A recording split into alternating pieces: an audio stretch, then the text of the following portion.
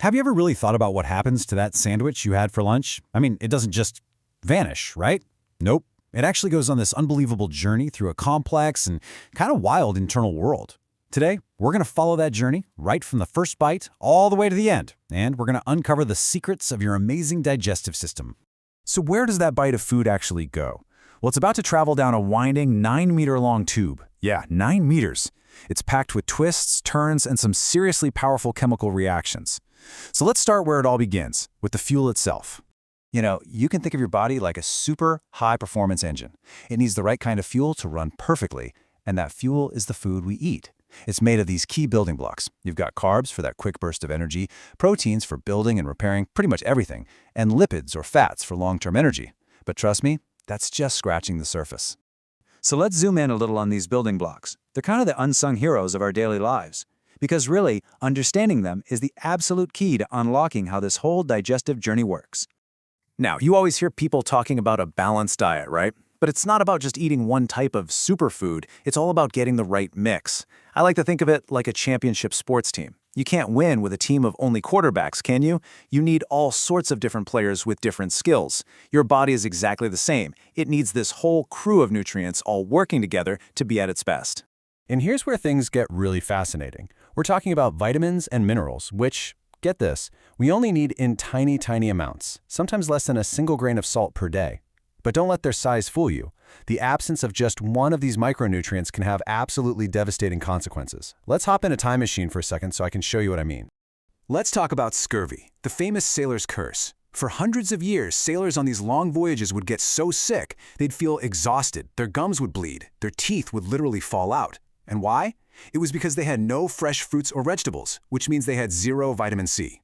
This one little vitamin is crucial for making collagen, the protein that's basically the glue holding your skin and gums together. A tiny little thing with a massive job. Or take rickets, for example. This is caused by a lack of vitamin D, the sunshine vitamin, and it's called that because your body can actually make its own vitamin D just from sunlight exposure. How cool is that? But without enough of it, your body just can't absorb calcium properly. In kids, this can lead to their bones becoming soft and weak. It's just a powerful reminder that every single nutrient, no matter how small, has a huge role to play. All right, so now we get what our fuel is made of, it's time to start the engine. Let's follow that food as it begins the actual journey of digestion, right from the moment it enters your body. You can really think of digestion as a 5-step assembly line. First, you have ingestion. That's just a fancy word for eating. Easy enough. Then comes the real work, mechanical and chemical digestion, which we're about to dive into. After that is absorption, where all the good stuff gets pulled out. And last is egestion, which is, well, taking out the trash. So that's our roadmap. This slide nails the 1-2 punch of digestion. Mechanical digestion is all about physical force, chewing, grinding, churning. It's exactly like chopping a carrot into smaller pieces. But chemical digestion, that's where the real transformation happens. This is like cooking that carrot, using special proteins called enzymes to chemically change it into tiny molecules that your body can actually use. It's a total makeover. And here it is, the map for our entire expedition. This whole winding tube is called the alimentary canal. That's the main highway the food travels on. And those organs on the side, they're like the pit crew, absolutely essential for the journey. We're going to follow the path from top to bottom. Ready? Let's do it. Our journey kicks off in a very familiar place, the mouth. The second you take a bite, your teeth go to work grinding and crushing. That's mechanical digestion right there. But wait, there's more. Your saliva isn't just there to make food easier to swallow. Oh no, it contains a special enzyme called amylase, and this little guy starts the chemical breakdown of starches immediately. The journey's begun before you've even swallowed. Okay, so after a quick trip down the esophagus, our food arrives at the next big stop, the stomach. But this is no simple holding tank. It's a churning, muscular bag filled with powerful acid, a true digestive powerhouse. Let's go back to our map for a second. See that path from the mouth, down the esophagus, and into this J-shaped organ? That's the stomach. And the food is about to have a pretty wild ride in there for the next couple of hours. So what's actually going on in this acidic cauldron? Well, 3 main things. First, the stomach's muscular walls are constantly churning and mixing, turning the food into a soupy liquid. Second, a new enzyme called protease shows up to start the chemical attack on proteins. And third, the stomach pumps out hydrochloric acid, stuff so strong it could dissolve an iron nail. This acid creates the perfect environment for protease to work its magic, and it also acts as a security guard, killing off nasty bacteria that might have hitched a ride on your food. After its intense acid bath in the stomach, our partially digested food moves on to the longest, and you could argue, the most important part of the journey, the intestinal maze. Let's zoom in on our map again. See that long, coiled-up tube? That's the small intestine. And when I say long, I'm not kidding.